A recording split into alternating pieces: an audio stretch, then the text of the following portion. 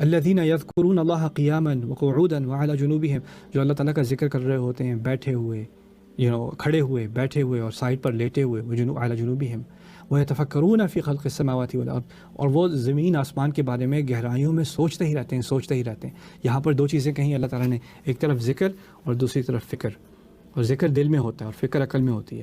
قرآن نے دونوں کو ٹارگٹ کیا ہے. قرآن کا مقصد ہے، قرآن کا مطالبہ ہے کہ وہ آپ کے دل پر اثر کرے، اور قرآن کا یہ بھی مطالبہ ہے کہ میری عقل پر، میری سوچ پر اثر کرے.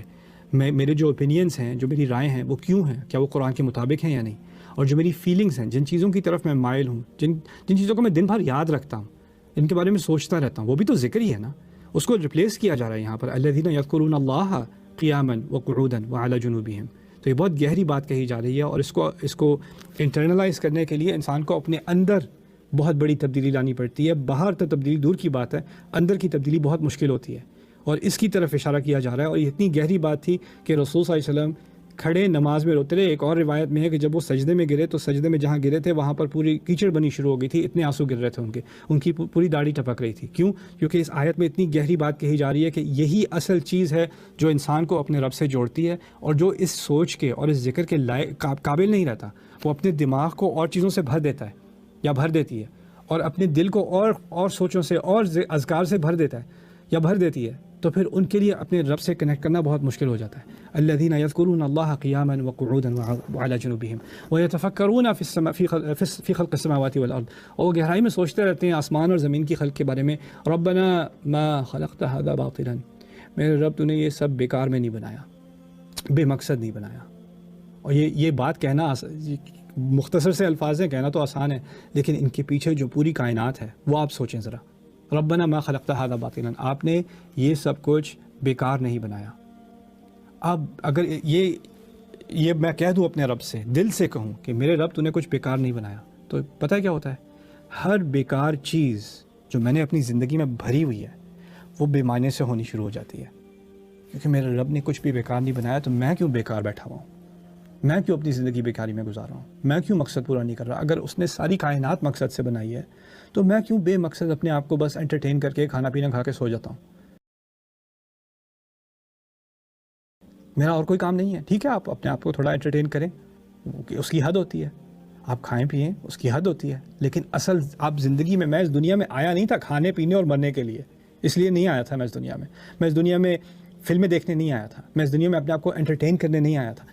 مجھے اس دنیا میں رکھا گیا تھا ایک مقصد پورا کرنے کے لیے، ایک اپنے آپ کو پہچاننے کے لیے، انسانیت کی مدد کرنے کے لیے، اپنے رب کو جاننے کے لیے. ایک یعنی بامقصد زندگی گزارنی تھی مجھے. اور جب انسان بامقصد زندگی گزار رہا ہوتا ہے پھر اس میں ایگزاشن ہوتی ہے، تھکاوٹ ہوتی ہے.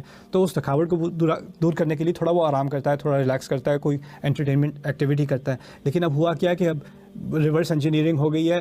اب مقصد زندگی کا کھانا پینا اور انٹرٹینمنٹ بن گیا، اور کہیں زبردستی سے جا کے کوئی بامقصد چیز کرنی پڑتی ہے، اس میں تکلیف ہوتی ہے تو یہاں پر اللہ تعالیٰ نے جو بات کہی ہے ربنا ما خلقت ھذا باطلا، اس میں پوری ایک زندگی کی فلسفی ہے. میں اپنی زندگی میں اپنے دن کے ساتھ کر کے آپ یہ جو آیت میں کہا ہے نا واختلاف اللیل والنہار، دیکھیں آسمان اور زمین تو کروڑوں سال میں جا کر بنے، لیکن اختلاف اللیل والنہار، دن اور رات کا بدلنا، اور انسان اس کے بارے میں سوچے ایک اور دن گزر گیا، ایک اور 24 گھنٹے جا چکے ہیں.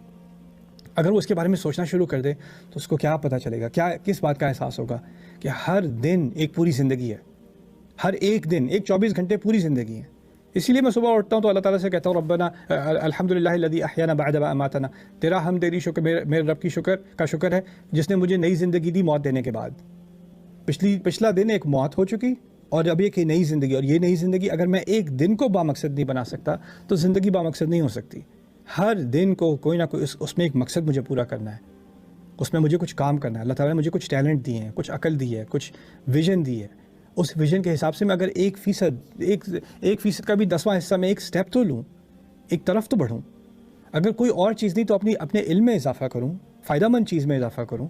اگر ڈیوائسز میرے پاس ہیں بھی، انٹرنیٹ ہے بھی، تو اس میں وہ فضول کے مزاحیہ چیزیں یا ادھر ادھر کی بیکار چیزیں دیکھنے، کسی سیلیبریٹی کی کس کا بریک اپ ہوا اور کس کا میک اپ ہوا اور کس کا کیا کانٹریبیوٹ، کس نے کس کو تھپڑ مارا، اس کو دیکھنے کے بجائے اگر میں اتنا ٹائم گزاروں کچھ دنیا سمجھنے کے لیے، اپنے آپ کو سمجھنے کے لیے، تاریخ کو سمجھنے کے لیے، اپنے آپ کو انہینس کرنے کے لیے، میری اپنی کوئی سکل بنانے کے لیے جس کو میں بامقصد طریقے سے استعمال کر سکوں، تو پھر کچھ بات بنتی ہے ربنا ما خلقت ھذا باطلا.